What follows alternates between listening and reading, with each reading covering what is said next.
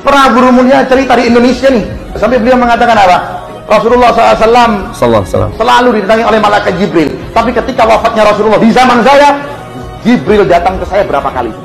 Tapi ketika wafatnya Rasulullah di zaman saya, Jibril datang ke saya berapa kali? Allahu Akbar. Belum percaya benda? Ya ini tingkatnya wali Allah Subhanahu Wa Taala. Assalamualaikum warahmatullahi wabarakatuh. Alhamdulillah kita bertemu lagi teman-teman di channel Nasrus Sunnah. Kembali saya akan mereaksi satu video dari pernyataan seorang Habib ya, yang ini luar biasa, sangat-sangat mencengangkan bagi saya. Tidak disangka-sangka dari mulut orang-orang yang disebut sebagai zuriyah Nabi keluar statement seperti ini. Jadi Habib ini menceritakan dulu Al-Faqih Muqaddam ini pernah berkata ya. Jadi Al-Faqih Muqaddam ini membandingkan dirinya dengan Syekh Abdul Qadir Jailani. Dia mengatakan, oke, mungkin Syekh Abdul Qadir Jailani lebih terkenal di dunia, tapi nanti kita lihat di akhirat siapa yang lebih terkenal, siapa yang lebih mulia. Teman-teman, biasanya satu ulama memuji ulama yang lain, memuji keutamaan atau keilmuan ya, kesolehan ulama yang lain. Tapi anehnya Al-Faqih Muqaddam ini sering menyanjung-nyanjung dirinya sendiri, membanding-bandingkan dirinya dengan wali-wali yang lain. Bahkan yang lebih telak sekali, Al-Faqih Muqaddam ini mengatakan, kedudukanku di antara para wali-wali yang lain seperti kedudukan Nabi Muhammad di antara para nabi-nabi yang lain. Dengan kata lain, kalau dari kalangan para nabi, yang paling mulia adalah Nabi Muhammad SAW, tapi dari kalangan para wali, maka aku yang paling mulia, lebih tinggi kedudukannya. Ini subhanallah teman-teman ya. Bahkan mengaku dirinya, kata Al-Faqih Muqaddam ini, dulu ketika Rasulullah masih hidup sering didatangi oleh malaikat Jibril. Tapi ketika Rasulullah sudah meninggal dunia, maka malaikat Jibril ya datang kepadaku beberapa kali. Subhanallah teman-teman ya. Ini artinya Al-Faqih Muqaddam ini menyetarakan dirinya dengan para nabi, para rasul, di mana yang namanya wahyu yang melalui Jibril itu khusus bagi para nabi. Lalu untuk apa malaikat Jibril datang kepada Al-Faqih Muqaddam mau memberikan wahyu? Subhanallah. Baik, kita simak dulu videonya teman-teman. Sayyidina Faqih Muqaddam Muhammad bin Ali Ba'alawi. Ya, beliau mengatakan apa? Oke, mungkin di dunia Syekh Abdul Qadir Jailani bisa lebih populer di dunia, tapi kita lihat nanti makomnya di akhirat lebih tinggi. Makom mana? Saya pasti Abdul Qadir Jailani. Kata Faqih Muqaddam Muhammad bin Ali Ba'alawi. Ya, itu luar biasa. Pernah guru mulia cerita di Indonesia nih, sampai beliau mengatakan apa? Rasulullah SAW selalu didatangi oleh malaikat Jibril. Tapi ketika wafatnya Rasulullah di zaman saya, Jibril datang ke saya berapa kali? Allahu Akbar. Belum percaya benda? Ya ini tingkatnya wali Allah Subhanahu Wa Taala. Ana fil awliya ka Muhammad fil anbiya. Derajat saya dalam kewalian seperti derajatnya Rasulullah dalam kenabian. Sirrallahu fi khalqi. Rahasianya Allah dalam apa? Dalam makhluknya Allah Subhanahu Wa Taala. Percaya benda? Ya ini monggo. Nah teman-teman, ini artinya Al-Faqih Muqaddam ini memiliki tingkat kepercayaan diri yang super luar biasa. Dan tentunya perkataan seperti ini bukan tabiat dari kalangan para ulama Ahlus Sunnah wal Jamaah ya, yang memuji dirinya sendiri, membanding-bandingkan dirinya dengan ulama lain ya, para wali yang lain, sampai-sampai berani mengatakan, oke, Syekh Abdul Qadir Al-Jailani mungkin lebih populer di dunia, tapi nanti kita lihat di akhirat siapa yang lebih mulia. Ini subhanallah teman-teman ya. Apa manfaatnya perkataan seperti ini ya, sampai-sampai berani mengatakan dirinya dulu ketika Rasul masih hidup ya, Jibril selalu datang kepada Rasulullah, tapi ketika Rasulullah meninggal dunia, maka Jibril datang kepadaku beberapa kali.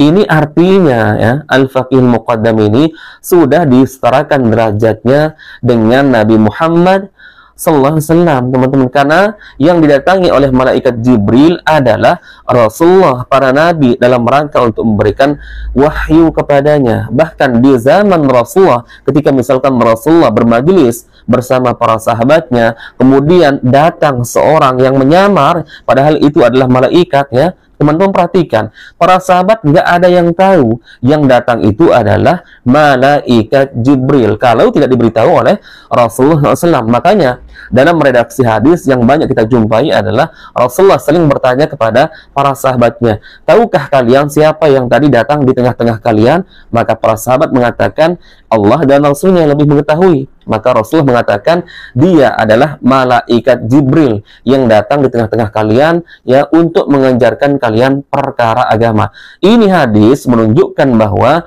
para sahabat sendiri tidak tahu bahwa yang datang itu adalah malaikat Jibril. Apalagi ya, tidak mungkin ada para sahabat yang mengaku dirinya pernah didatangi secara khusus oleh malaikat Jibril. Lalu anehnya teman-teman, muncul dari perkataan Al-Faqih Muqaddam yang entah siapa dia ini nggak jelas ya. Meskipun orangnya nyata, tentu tidak akan mungkin derajatnya sebanding dengan para sahabat Nabi, para tabi'in, tabi'ut tabi'in, kemudian Imam Mazhab, Imam Bukhari, Imam Muslim, Abu Daud, dan para ulama-ulama yang masyhur, yang terkenal karena kesolehannya, keilmuannya, dan tidak juga kita temukan satu pun dari kalangan para sahabat Nabi ya, tabi'in dan ulama mazhab yang pernah mengaku dirinya ya didatangi oleh malaikat Jibril ya.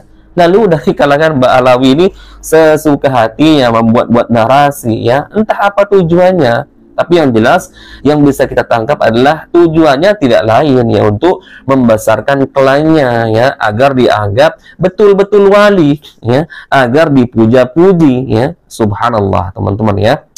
Nggak ada tabiat seorang ulama yang merasa percaya diri terhadap kesolehannya, kealimannya, kepopulerannya, keterkenalannya, apalagi membandingkan dirinya dengan orang lain ya.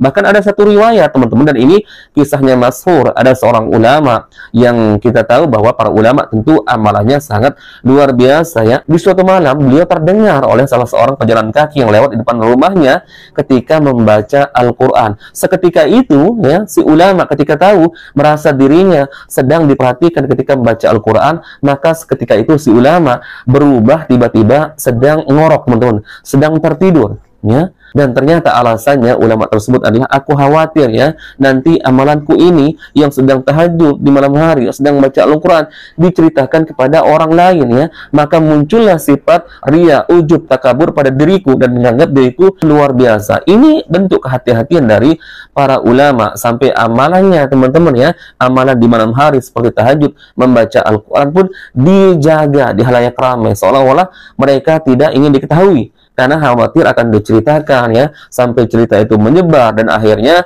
hatinya menjadi tidak terkontrol ya, bahkan menjadi ujub, ria, teman-teman, merasa dirinya lebih baik dibandingkan dengan orang lain, dan bisa-bisa memang orang itu hanyut dalam pujian. Ini yang dihindari oleh para ulama yang sebenarnya. Tapi anehnya dari kalangan Ba'alawi ini ya, subhanallah, pernyataan-pernyataannya ini cenderung ya memuji dirinya sendiri ya, merasa kepedean ya, membandingkan dirinya dengan orang lain. Ya Allah, sampai-sampai seperti narasi mengancam ya. Oke, mungkin Syekh Abdul Qadir Al-Jilani lebih mulia, lebih terkenal di dunia, tapi nanti kita lihat siapa yang lebih terkenal, lebih mulia ya di akhirat. Ini luar biasa, sampai-sampai mengaku dirinya teman-teman ya, Rasulullah itu paling mulia di kalangan para nabi, tapi di kalangan para wali aku yang paling derajatnya paling tinggi. Ya Allah, apakah seperti ini ya tabiat para wali? Bukankah Allah mengatakan innama yakhshallaha min ibadihil ulama?